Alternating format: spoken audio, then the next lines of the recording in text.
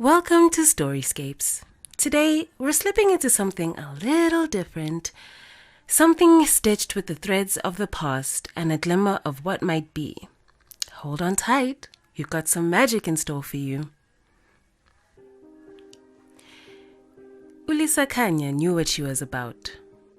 She didn't need the thrift store owner's approval when she slipped her feet into those worn-out, cracked, patent leather shoes. But the fit was perfect. It was like they were made for her, as if they'd been waiting. And the tag read 1 Rand 50. She almost laughed out loud. I mean, like 1 Rand 50 in this economy. She knew she had rent to pay, a business to keep afloat, a new venture barely scraping by. Still, she slid over the coins, ignoring the owner's curious stare. Back home, she placed the shoes on her shelf. To her, they weren't just a purchase. They were an act of defiance. New shoes weren't in the budget, but hey, she'd danced through worse. Maybe these would bring a little magic, even if it was just at the club tonight. The club was crowded, noisy, filled with strangers packed shoulder to shoulder. But she didn't care, not tonight. Her life had been a series of near misses and broken promises, and dancing was the one thing that didn't require anyone's permission. When she was on the floor, moving to that beat, no one could remind her of her unpaid bills or her lonely apartment. The music pulsed through her, freeing her from the weight she always carried. Then, as if the DJ read her mind, her song came on. It was Baby Boy. The memory hit her hard, like a sucker punch wrapped up in nostalgia. High school dances, awkward boys tripping over themselves, her best friend whispering in her ear about crushes she would never have the courage to talk to. It was too much and not enough, so she danced. She danced like she was burning, like she was trying to outrun the past.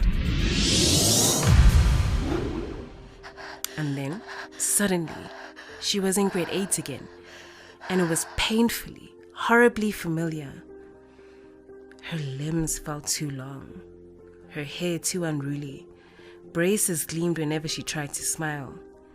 She stared around, breathless. This wasn't a dream. The shoes. She glanced down at them. Cracked leather still shining. They had brought her here. But why? She didn't want to be here. Back in a time when everything was raw and awkward and filled with teenage spite.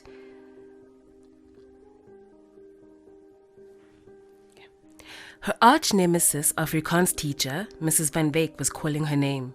Lisa Khanya, daydreaming again. The classroom snickered. Her cheeks burned as she tried to disappear into her desk, wishing she could tear off the shoes right then and there. But panic held her. What if she was stuck? I'm too old for this. I don't even like maths. She slipped out when no one was looking, down the same hallways that once felt like prisons. The shoes whispered to her, metaphorically of course, because having hallucinations was the last thing she needed. But deep down, she had a sick feeling that more was coming.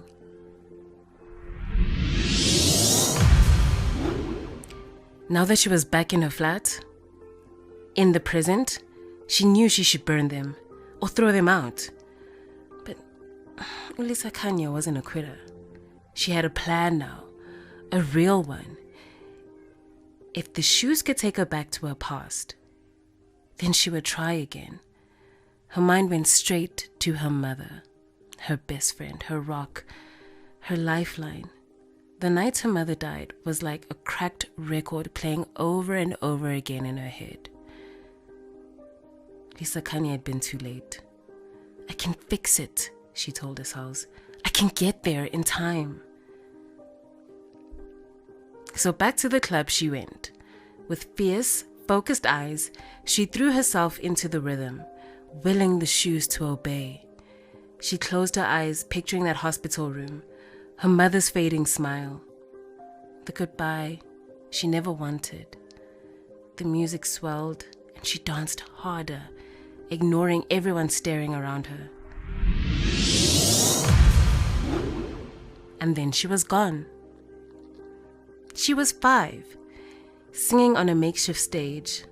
Little Lisa, all chubby cheeks and fearless spirits, held an invisible mic in her hand, and she was belting out, "I'm your weekend special," like the world's most determined diva.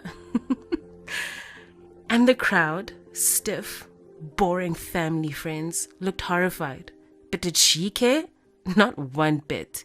She sang like nothing mattered. Watching herself, Lisa Khanya couldn't help but laugh. I was unstoppable. But the scene cut like a blade. She hadn't wanted this. She wanted to go back to her mom.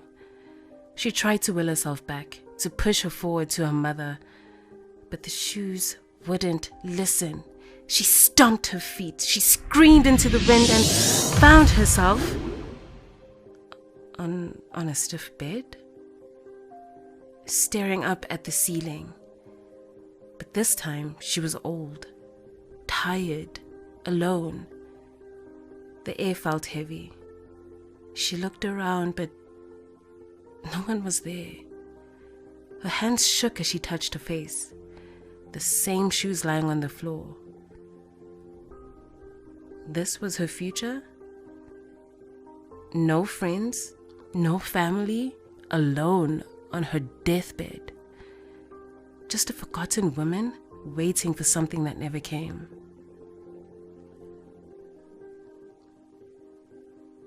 It was too much, too real, too close.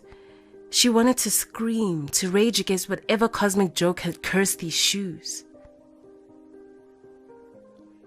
And suddenly she was back in the club. She stood there, barefoot on the sticky floor. She got it now. These shoes weren't a gift. They were a warning.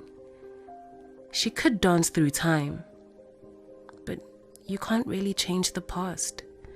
If she kept living in the past, she'd lose what little chance she had right now. So she told herself, "Not today. I'm done being stuck."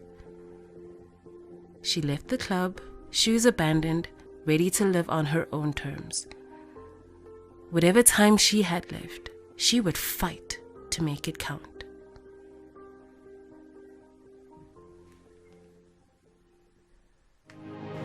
Thanks for tuning into Storyscapes. I'd love to hear what you thought about today's story.